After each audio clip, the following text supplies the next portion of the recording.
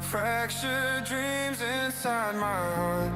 I can't escape, it pulls me through. All I see is shattered truth. Broken, broken, broken, broken, broken, broken, broken, broken, broken. I'm still lost in broken realities.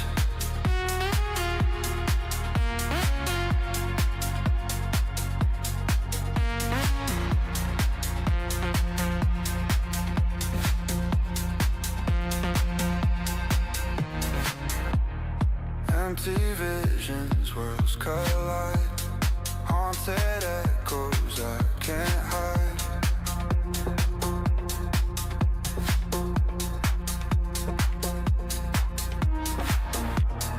Every heartbeat splits in two, 'cause my soul is torn by you.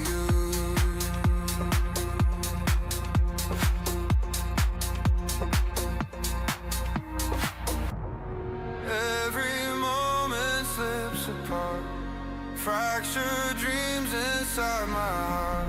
I can't escape, it pulls me through.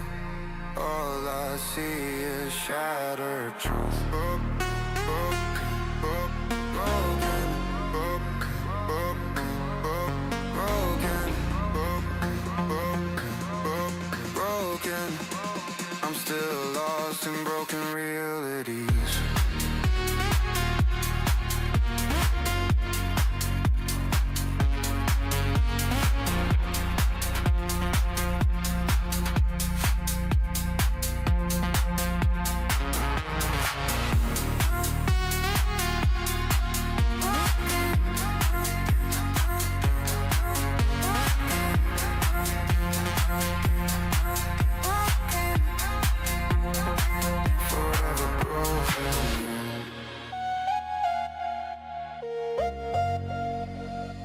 Lost inside broken reality.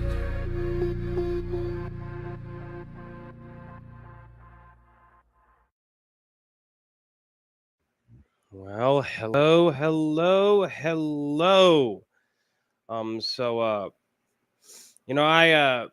I just got to say that good evening, Arizona and America. We are living in extraordinary times, or as the previous song would say, broken realities. God, I gotta love the people who get me this music. I really feel like we are living in a moment where the truth itself feels like contraband. And tonight, I want to tell you a story about power, about betrayal, about fear, and about why Arizona, our Arizona, and I guess America as a whole, must lead the way in breaking free from it. Many of you have already seen the cultural clashes. Charlie Kirk, for better or for worse, an Arizona son, assassinated, and son, S-O-N. He was assassinated on September 10th in Utah. You've been told it was a tragedy. You've been told it was senseless violence. You've been told it was random. But let me tell you the truth. It was no accident. It was spectacle. It was engineered. It was, whether or not Kirk is dead or not, kayfabe, straight out of the WWFE book on attention harvesting and crowd manipulation. It was meant to redirect your anger, to harden your opinions, and to keep your eyes fixed on the wrong enemy while Gaza burns. Charlie Kirk was no innocent. For years, he was the chosen man of foreign interests that do not care about America, do not care about family, do not care about the truth. He wrapped atrocity in patriotic slogans. He excused dispossession as freedom, Turning Point USA, with money funneled from the very machine that now writes his epitaph. Even even Charlie learned the lesson that every servant of that machine eventually learns. Loyalty buys you nothing. Zilch. Nada. Charlie Kirk was just 18 years of age when he launched TPUSA. Zionist donors propelled him to fame and fortune, a deal with the devil. They gave him platforms, access, endless money. And in return, he gave them obedience. He went to Israel, the Zionist state, on their propaganda trips. He shouted down anyone who questioned their influence, who questioned the USS Liberty, who questioned 9/11. He unleashed his firehouse of slander against Palestinians and Muslims and non-dispensationalist real Christians alike. Few American Gentiles had proved more valuable to the Ziocon machine than Charlie Kirk. But something changed. Earlier this year, Charlie received and rejected an offer from Prime Minister Benjamin Netanyahu himself. Netanyahu wanted to reload TPUSA's coffers with a massive new infusion of Zionist cash. But Charlie, to my surprise from the reporting, said no. He said Netanyahu was trying to buy his silence. He said Netanyahu was trying to bully him. In the weeks leading up to his assassination or his blood sacrifice, Kirk loathed, apparently, Netanyahu. He called him a bully. He told a friend he was disgusted watching Netanyahu dictate personal decisions inside the Trump White House. He warned Trump himself not to bomb Iran on Israel's behalf. Think about that. Out of everyone in Trump's circle, Charlie Kirk, the loyal servant, the poster boy, was the one who said, "Don't do this. Don't march America into war for a foreign power." And Trump barked at him. Refused to listen. That's just how Trump rolls. That's how he rolled with my former boss, Jesse Ventura, his original running mate in the Reform Party.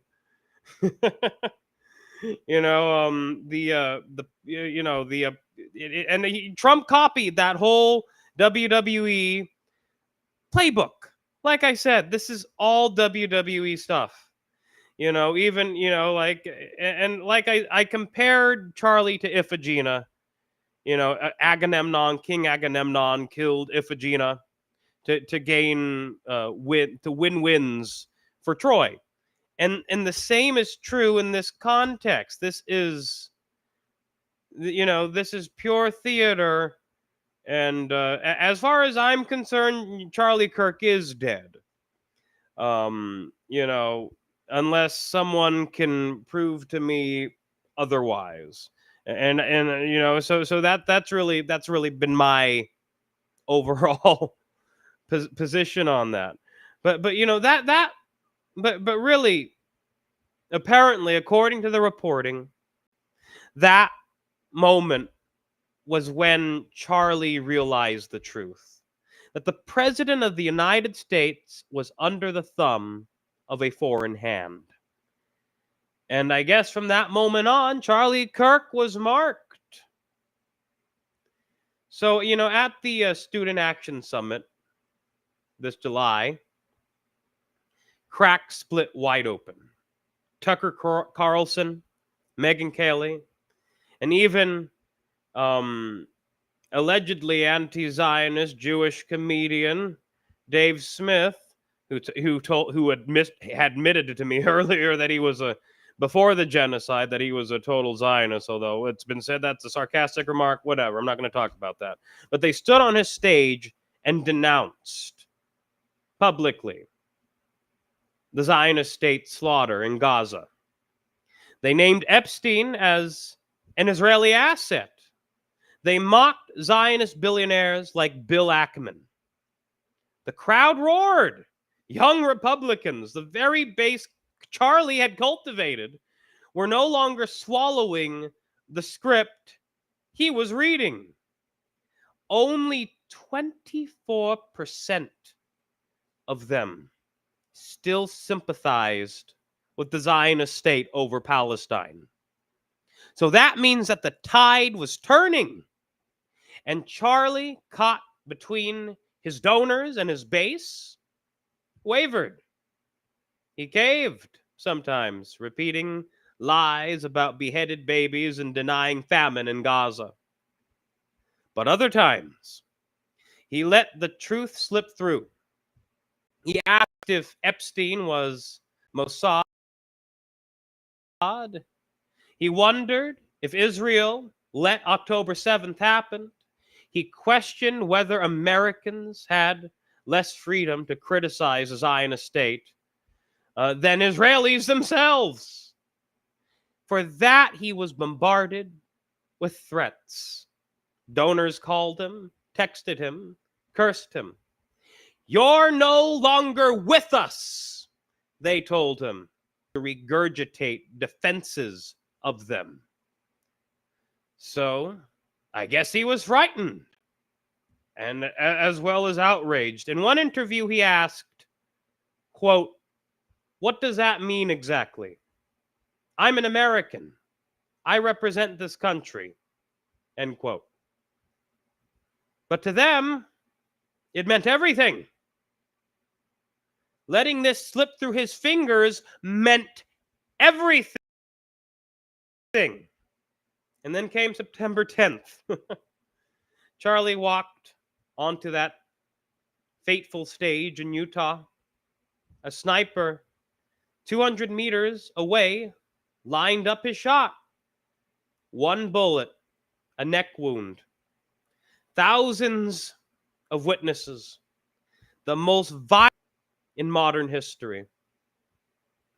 Within minutes, Benjamin Netanyahu was tweeting about him. Within hours, Netanyahu was on Fox News spinning the story, blaming radical Islamists and ultra-progressives. Within days, Ben Shapiro declared he would pick up the Bloods. Do you see it? They didn't just kill him. They claimed him. They iphigenied him. They turned his body into propaganda for war, just like King Agamemnon in the story of Troy. The overall plays from ancient Greece of Troy. His death of independence, Charlie Kirk gave these people everything. And when he faltered, when he hesitated, they devoured him. They stuck their tendrils in him and they ate him. That's what we're dealing with here. So let me speak about someone else with tendrils. Nick Fuentes. Before Kirk's killing, I was actually willing to work with Nick and his groypers. Not because I share his worldview, and not because I share his methods, but because I thought I was momentarily deceived. We shared one goal: stop the genocide in Gaza. I believe that if the cause, which was righteous, unlikely allies could set aside differences. I believed unity against atrocity was, well, possible. Okay? I guess not. Like after Kirk's death, Nick refuted my account. He bent. He folded. Whether it was pressure, promises, or fear, he began carrying water for the very forces postured against. And so I'm not surprised by this change of tone. I've always expected it. I've always called Nick a Zio-Nazi. That's how our relationship started. I kept screaming at him about calling him a Zio-Nazi because I know he's a Hitler idolizer. I'm a Hitler understander, not a Hitler idolizer. But that's what he is. And Hitler did that whole Havara agreement when he tried, he wanted to get the Jews out of Europe and bring them to Palestine. Whether or not that was intentional to set up the Zionist state, he cared about Europe. I guess he was Europe first, guys. But that's what came in mind when I thought of Nick Fuentes.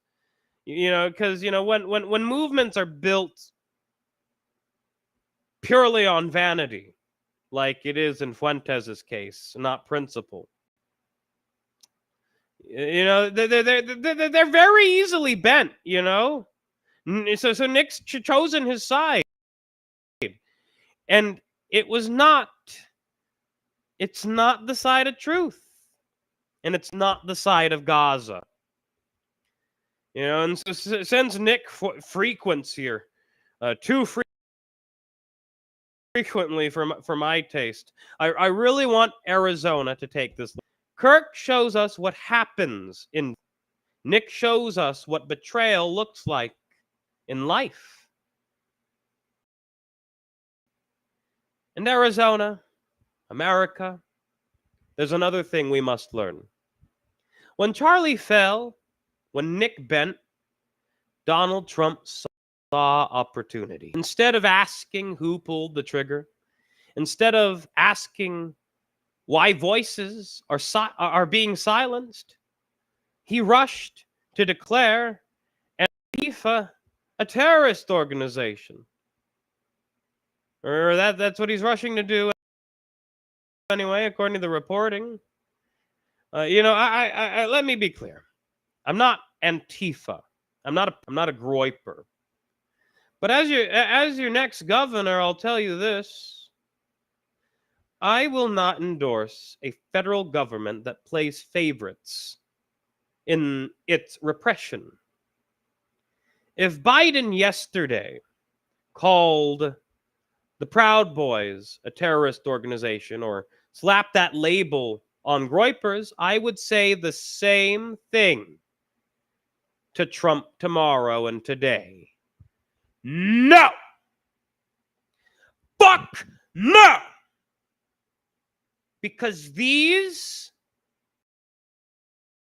decisions, these domestic decisions, are not justice, are not freedom. They are not security. It is them. There are ways. There are ways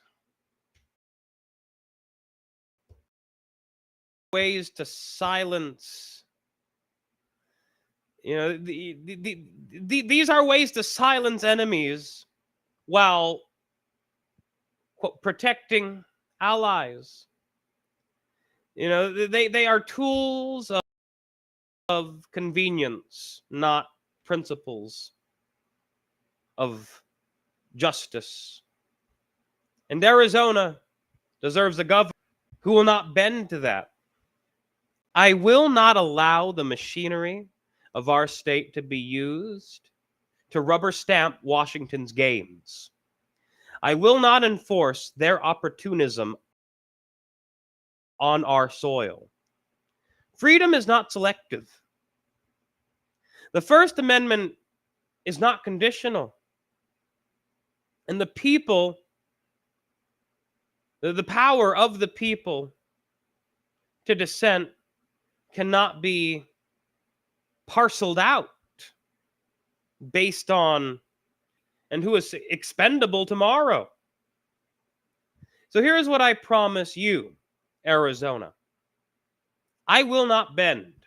I will not bow. I will not serve that machine. I will protect your right to speak even if I disagree with you. I will protect your right to assemble and Phoenix nervous. I will defend this state against foreign interference and domestic opportunism alike. I want free dialogue, free speech, and that's how we get about. Politics is always going to be violent. But perhaps we can keep the violence strictly to abusive words rather than fuck that. Because Arizona must be the proving ground for freedom. We must show America what it means to stand independent. Charlie Kirk's life was consumed by a machine. Nick Fuentes surrendered his voice to it. Donald Trump exploited it. But Arizona will not. We will not betray truth. We will not betray dissent. And I, as your governor, will not betray you. The machine devours its own. It chews up the most loyal. It silences the hesitant. It buys the vain. Nick Fuentes, the vain. But we are not for sale. Arizona is not for sale. And together, we will show the country that even in an age of assassination, betrayal, and opportunism, there is one state that refuses to bend. Thank you. And God bless Arizona.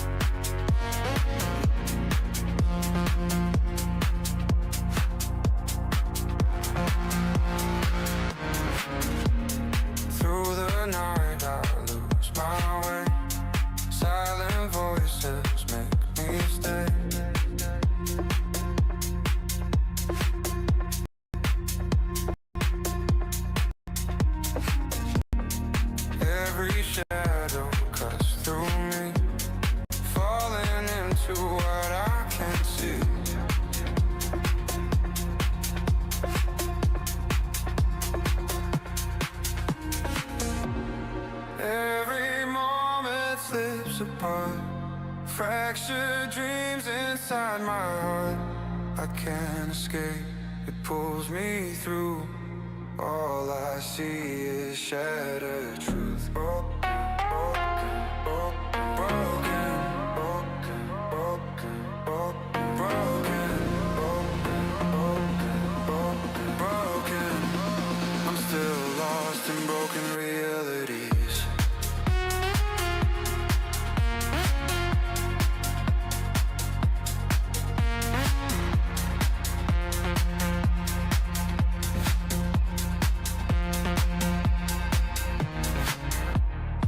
Empty visions, worlds collide. Haunted echoes I can't hide.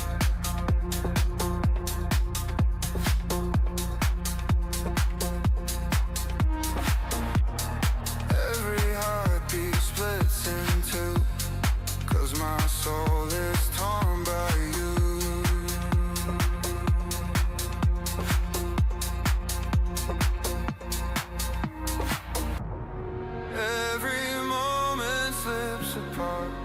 Fractured dreams inside my heart. I can't escape, it pulls me through. All I see is shattered truth. Broken, broken, broken, broken, broken, broken, broken. I'm still lost in broken realities.